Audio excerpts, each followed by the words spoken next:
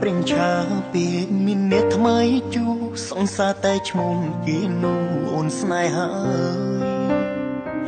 អូនឲ្យបងកាត់ចិត្តពីរូបត្រើនត្រើយភ្លេចមិនបានឡើយបេះដូងយំនឹក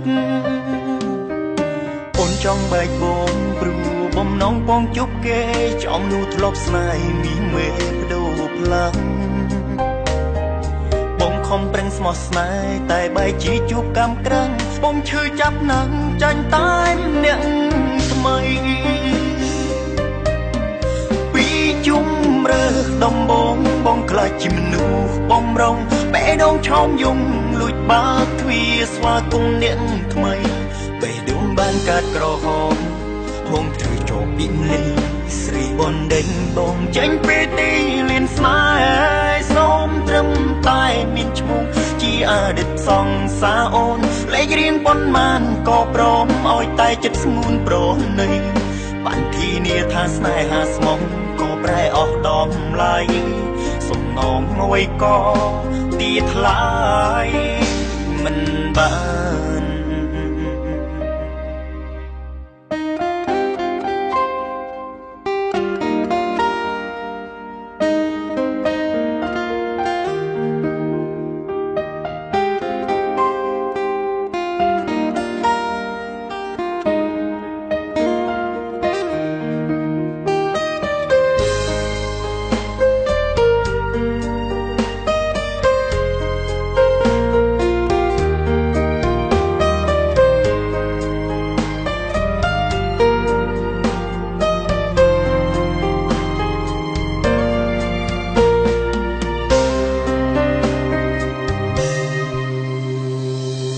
ចង់បែកបងព្រោះបំណងបងជប់គេចំនោះធ្លាប់ស្នេហ៍មីមេបដូរផ្លាំង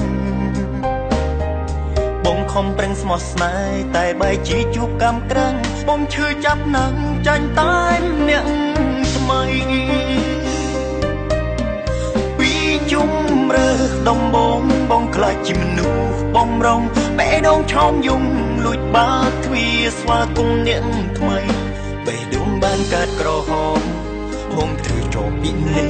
ស្រីបនដេញបងចេញពីទីលានស្នេហ៍សូមត្រឹមតែមានឈ្មោះជាអតីតសង្សារអូនលេខរៀងប៉ុន្មានក៏ព្រមឲ្យតែចិត្តស្ងួនប្រណីបានធានាថាស្នេហាស្មងក៏ប្រែអស់ដំឡៃសំណងមួយក៏